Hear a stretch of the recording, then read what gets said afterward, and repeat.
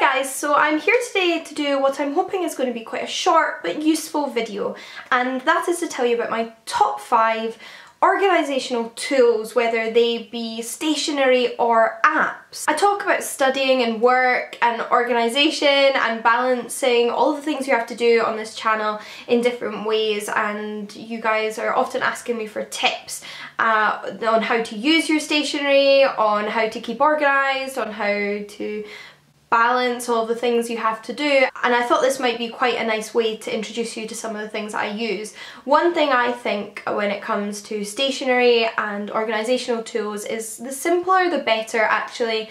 I have tried doing really artsy bullet journals, having a multitude of different diaries and notebooks and apps on my phone that I think will help me, but actually I think sometimes we just get a little bit overwhelmed with how many different options are out there, and what we really need to do is just pick a few things that really work for us personally. So these are 5 things I use in different ways that work for me and might work for you. First up, I'm going to start with the simplest of them all, and that is the small lined notebook. I particularly like this kind of size because it's perfect for chucking in your handbag. It's compact, you can take it wherever you go, it doesn't really add to what you're carrying if you're carrying a lot of books for study or a laptop for work, whatever. And what I use this for is my continuous to-do list. So in this, if you can see, I basically just write all the things I need to do, whether they be for work, for studying, for YouTube, for tidying, just everything in my life. It goes on, and I cross them out as I've done them. I like that it provides me somewhere to have all of my tasks, no matter what they are. I like the satisfaction of crossing them off and then just having these pages of crossed off items and working my way through it. If I do get to the end of a page and I've crossed out all but 2 things, sometimes I will just carry those things onto a new page so that I can see all of my most immediate tasks on the one page in that way. And occasionally I will write other things in this notebook, like the ingredients I needed to buy for a recipe, but predominantly I use it for my continuous to-do list. But regardless, it's good to have in your bag. You can use it for many different purposes. It's got all of the most important stuff there, and I far prefer having my to-do lists and my notes handwritten than I do using the notes on my phone. Some people prefer notes on their phone. This is what works best for me. Oh, and this notebook is from Daycraft. It's my 3rd one of these actually. I have filled 2 others in the past. But I have actually over the years really grown to love the Daycraft stationery line, and at the moment my diary is also from there. And generally what I would say is I work best with a small diary. That's what I've discovered. I've tried A4, I've tried A5, I've tried A6, and I like the small. Again, it fits in your bag easily. I far prefer handwriting things, being able to scribble them out, making little notes or things that are important to do that day on the page, than using my phone or an app when it comes to a diary. I far prefer this, and again I can write uni deadlines, work deadlines, meetings, plans I have with friends, everything in this little notebook. If my friends ask me if I'm busy, I always have this in my bag. I can check when I'm free, these dates work for me. It works so well for me, and I love the layout of this because it has both a monthly spread at the beginning of each month, so I can see all the most important things I have going on that month. Not much yet for June, but I'm sure that will change. And then it has a weekly spread where it has your entire week on 2 pages, so you can see it all.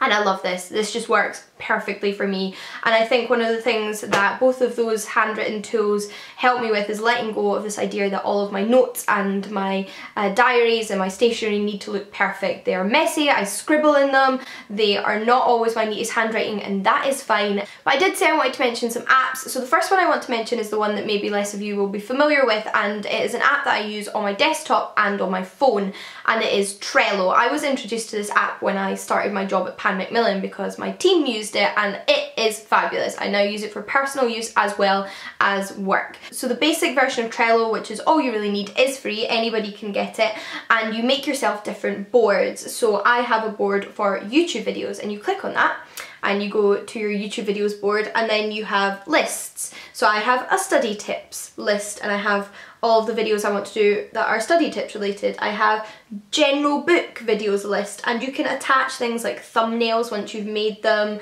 I've got ancient history and classics there, and on the desktop it's quite nice because you can see all those lists next to one another. It's not one list at a time like on the app. So, and then on those lists you make a card for the individual things. So in terms of YouTube videos, that will be a YouTube video. So say this video, top 5 organisational tools. I would make a card for that under the study or life advice list, and when you click on the card you can do things like make notes about that topic, that video. You can add checklists of things you need to do to complete that task. You can add pictures like a thumbnail. You can add due dates, and you can also create tags. So for my YouTube videos board, I have tags including to film, to edit, to upload, and you can obviously tag things according to what stage you are in them, and obviously I have a few other ones that aren't YouTube related. So you could have a uni board, a YouTube board, a work board. The world is your oyster with Trello. I adore it. It is so useful.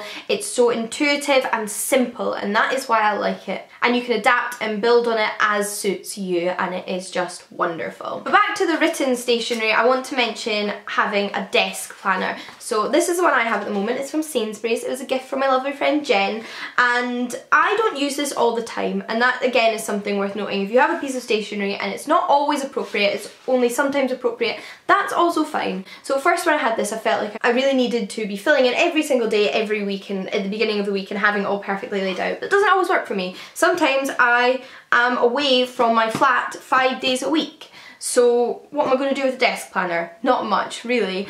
But when there are weeks that I am at home a lot, they work so well because I have it on my desk. I can write down time tasks I have for that day. So if I have a phone call I need to be on at a certain time, or even if I'm just going for drinks in the evening, I put that in a little slot on that day. I can add specific tasks that really need to be completed that day, like do your washing, wash some clothes. Or I can sort of break up the day into sections, so I might have like a morning section and say that's for studying, I might have an afternoon section and say that's for YouTube, and then I might say back to studying or specifically Greek in the evening, and then fun times. You can do whatever you want with a desk planner, and I do think it's incredibly useful when I am at home and I am at my desk a lot. I really like having this so I can see my whole week in front of me, or just a portion of my week, and kind of try and plot out when I'm going to do things, how I'm going to fit everything in I need to get done that week, and see it all there and be realistic about everything. And then the last one is super basic, and lots of you will probably think, why is she mentioning that? That's not very imaginative, but it goes back to what I said before about being simple, and that is the Sheets app, the Google Sheets app. This is a spreadsheets app, and you can create spreadsheets with loads of things, Microsoft, Excel, whatever.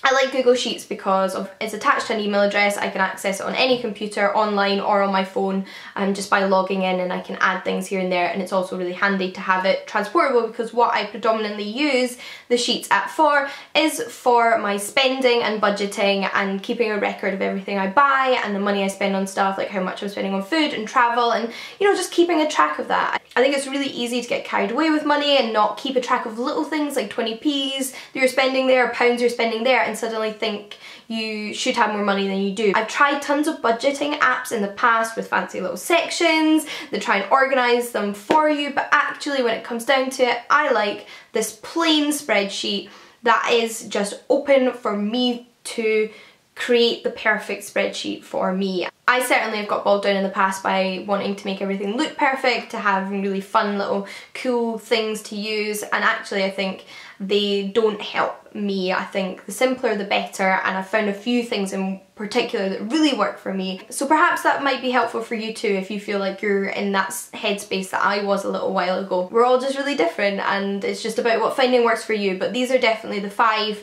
things that are the most helpful for me in my everyday life, and I thought they might be of interest to some of you. So I hope you enjoyed this video. Until next time guys, happy reading, happy organising, happy living, and I'll see you all again soon. Bye!